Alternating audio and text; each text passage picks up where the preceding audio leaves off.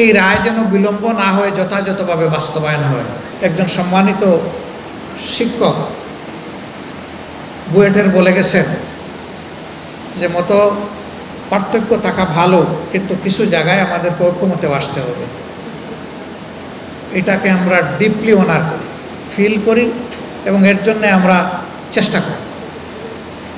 আমরা সবসময় বলি রাজনীতিতে ভিন্ন মত থাকা এটা সৌন্দর্য, মত পার্থক্য সমস্যা নাই, কিন্তু মত পার্থক্য যেন মত বিরোধে রূপান্তরিত না হয়। আমরা এখন মত পার্থক্য করি না, এখন আমরা মতবিরোধ করি। এই জায়গায় আমাদের আপত্তি। জাতীয় স্বার্থের জায়গাগুলোতে মত পার্থক্য পর্যন্ত আমরা দেখতে রাজি না। এই জায়গাতে আমরা সবাই এক হয়ে যাওয়া উচিত। এরকম কিছু জায়গা আমাদের আছে। প্রিয় দেশের স্বাধীনতা, সার্বভৌমত্ব আমাদের একটি বিশাল জায়গা। এই সার্বভৌমত্বের পক্ষে কথা বলতে গিয়ে আপনাদেরই সন্তান আবরার ফাহাদ, তাকে নিষ্ঠুরভাবে হত্যা করা হয়েছে। আজকে হাইকোর্টে তার ডেথ রেফারেন্সের রায় হয়েছে, আলহামদুলিল্লাহ। বিচারিক আদালতের রায়কে তারা বহাল রেখেছেন। আমরা প্রত্যাশা করি, দাবি করি, দেখতে চাই এই রায় যেন বিলম্ব না হয়ে যথাযথভাবে বাস্তবায়ন হয়। এতে একটি পরিবার শুধু শান্তি পাবে না, একটা সভ্যতা বাঁচার পথ খুঁজে পাবে। যে আগামীতে কেউ যদি এরকম করে তাকে একই রাস্তায় পাঠিয়ে দেওয়া হবে, ওই পথ তাদেরকেও ধরতে হবে। ওদের সাথে আমার জেলে দেখা হয়েছে। অনেকে এখন মানসিকভাবে পরিবর্তন হওয়ার কথা বলে, ভিতর দেখার দায়িত্ব আমাদের না, আল্লাহ ভালো জানেন। আমি তাদেরকে বলেছি, তোমরা তওবা যদি করো তাহলে আল্লাহ তোমাদেরকে হাসরের দিনের জন্য ক্ষমা করে দিতে পারেন, কিন্তু আল্লাহর হুকুম হচ্ছে যে দুনিয়ায় তার শাস্তি তোমাদেরকে ভোগ করতে হবে। সত্যিই যদি তোমরা তাকে খুন করে থাকো তাহলে তার বদলা হিসেবে তোমাদেরকেও খুন করা হবে বিচারের মাধ্যমে। এটাই হচ্ছে শাস্তি। মক্কা বিজয়ের সময় রাসূল করিম সাল্লাল্লাহু আলাইহি ওয়াসাল্লাম all sorts of criminal and civil, যত ক্রাইম এন্ড ডিসপিউট ছিল সবগুলা ক্ষমা করে দিয়েছেন জেনারেল অ্যামনেস্টির আন্ডারে, except and save the killing cases. যারা খুনি ছিল তাদেরকে আল্লাহ রাসূল ক্ষমা করে দেননি। এই সংখ্যা 6 থেকে 14 জন পর্যন্ত মতপার্থক্য আছে। আল্লাহ রাসূল বলেছিলেন এদের কেউ যদি কাবা ঘরের ভিতরে আশ্রয় নেয় ওখান থেকে বের করে তাকে কতল করা হবে। যদি কাবার গিলাফের ভিতরে আশ্রয় নেয় বের করে টেনে এনে তাকে কতল করা হবে কাবার চত্বরে। অবশ্য শেষ পর্যন্ত 4 জন ছাড়া বাকিদেরকে এই পরিণতি ভোগ করতে হয়নি। তারা বিভিন্নভাবে রাষ্ট্রীয় নিরাপত্তা ভিক্ষা চেয়েছিলেন, বিশেষ করে তাদের মারা এবং স্ত্রীরা। রাসূল করিম সাল্লাল্লাহু আলাইহি ওয়াসাল্লাম মায়ের জাতিকে সম্মান করে তাদেরকে রাষ্ট্রীয় নিরাপত্তা দিয়েছিলেন এবং পরবর্তী পর্যায়ে তারা সিনসিয়ার মুসলিম হিসাবে বাকি জীবন তারা কাজ করেছেন। একজনের উদাহরণ শুধু বলে আমি শেষ করব। তিনি হচ্ছেন দুর্দর্শ আবু জাহালের সন্তান ইকরামা ইবনে আবু জাহেল। তিনি বাবার মতোই চরম সন্ত্রাসী ছিলেন, খুনি ছিলেন। সমাজের মানুষকে সীমাহীন জ্বালাতন তিনি করেছেন। প্রাণ ভয়ে তিনি ইয়ামানে পালিয়ে গিয়েছিলেন মক্কা বিজয়ের আগের রাতেই টের পেয়ে।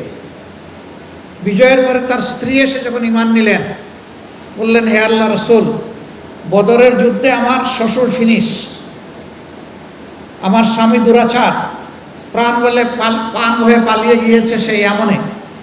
আমি অবুঝ বাচ্চাদেরকে নিয়ে আছি, আমি ইনসিকিউর ফিল করছি। আপনি কি আমার মতো একজন মেয়ে লোকের কান্না কবুল করে আমার স্বামীকে নিরাপত্তা দেবেন? আল্লাহ রাসূল কিছুক্ষণ চুপ থাকলেন। আল্লাহ তাআলার হয়তোবা নির্দেশের তিনি অপেক্ষা করলেন, ইশারার অপেক্ষা করলেন। এরপরে তার চোখ ছলছল হয়ে উঠল। কি কারণে ছলছল হয়ে উঠেছে তার ব্যাখ্যা আল্লাহ ভালো জানেন। তিনি গভীর নিঃশ্বাস ফেলে বললেন, যাও, তোমার স্বামীকে নিরাপত্তা দেওয়া হলো। তাকে ফিরিয়ে আনা হলো। তিনি ঈমান কবুল করলেন। তিনি পরবর্তী পর্যায়ে আল্লাহ রসুলের সঙ্গে সময় কাটালেন, ওহির লেখক হলেন, হাদিসের রাবি হলেন, যুদ্ধের ময়দানে সৈনিক হলেন, সেনাপতি হয়ে হাতে পতাকা তুলে ধরলেন এবং সেই পতাকা হাতে থাকা অবস্থায় যুদ্ধের ময়দানে তিনি শহীদ হয়ে গেলেন। আরেকজন দুর্দর্শ মহিলা ছিল হিন্দা, আবু সুফিয়ানের স্ত্রী, যিনি হজরতে হামজা রাদিয়াল্লাহু তাআলা আনহুর মৃতদেহ কেটে কলজা টেনে বের করে সেটা চিবিয়েছিলেন। আল্লাহ রাসূল জিজ্ঞেস করেছিলেন, ও কি কিছু খেয়ে ফেলেছে? বলে, না, ও চিবিয়ে ফেলে দিয়েছে। রাসূল করিম সাল্লাল্লাহু আলাইহি সাল্লাম বললেন, যদি হামজার কিছু অংশ ও খেয়ে ফেলত তাহলে আল্লাহ তাআলা হয়তো ওর উসিলায় তাকে জান্নাতে দিয়ে দিতেন। সে সবার শেষে আসছে, লোকেরা ধরে ধরে নিয়ে আসছে, কই আমারে বাবা, এ ক্ষমা করবে না, আমারে পাইলে সোজা কতল, কারণ আমি যে কাজ করেছি এটা দুনিয়া কেউ করে না। আসছে, আসার পরে ঈমান নিয়েছে, অনেক তর্ক বিতর্ক করেছে মহিলা, কিন্তু সেই মহিলা মুতার যুদ্ধে একটা কঠিন সময়, অথবা বনি মুস্তালিকের মধ্যে কঠিন সময়, সাহাবীরা বিরোধী পক্ষের আঘাত সহ্য করতে না পেরে একটু পিছু বাগিনের মতো ডানা মেলে চিৎকার দিয়ে বলেছে, অসম্ভব, কাউকে এখান থেকে পিছিয়ে যেতে দেওয়া হবে না, রাস্তা একটাই, হয় জান্নাত না হয় গাজী, মাঝখানে কিছু নেই।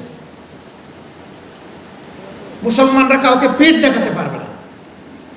তার চিৎকারে সমস্ত যোদ্ধা সাহাবীরা আবার সামনের দিকে যুদ্ধে ঝাঁপায় পড়লেন এবং যুদ্ধ বিজয়ী হলো আলহামদুলিল্লাহ।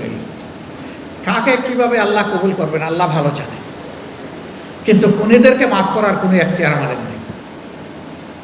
এটা আল্লাহ রসুলকে আল্লাহ তাআলা সীমিত আকারে দিয়েছেন, কারণ তিনি আল্লাহ রসুল, তাকে সম্মানিত করেছেন। সম্মানিত ভাইয়েরা, আমাদের সমাজ একটা ট্রমার মধ্যে দিয়ে এখানে এসেছে। এই ট্রমাগুলো শেষ হয়ে যাক, ন্যায় বিচার কায়েম হোক, সভ্যতা ফিরে আসুক, মানবতা আমাদের দুয়ারে এসে হাজির হোক, আমরা মানুষকে মানুষ হিসাবে শ্রদ্ধা করি, মানুষকে মানুষ হিসাবে ভালোবাসি। ইঞ্জিনিয়ার সাহেবরা, দেশের ডেভেলপমেন্টের ৭২% ফান্ড আপনাদের হাত দিয়ে অপারেট হয়। এই জায়গাটায় আপনারা যখনই অনেস্টি অ্যান্ড স্কিল এই দুইটাকে এক জায়গায় কম্বাইন করবেন, ইনশাল্লাহ বাংলাদেশ তার উন্নয়নে জাম দেবে ইনশাল্লাহ। Honesty is a must, skill তার অ্যাক্সেসরি অথরিটি। অনেস্টি বাদ দিয়ে স্কিল দিয়ে কিছু হবে না। সে স্কিল আমাদের আছে, শুধু ইঞ্জিনিয়ার সাহেব না, সবার আছে, কিন্তু আমরা কি করছি, কি করেছি এর সাক্ষী আমরা নিজেই। এটা উপলব্ধি করলে আমাদের লজ্জিত হওয়া ছাড়া কোনো পথ খোলা থাকে না।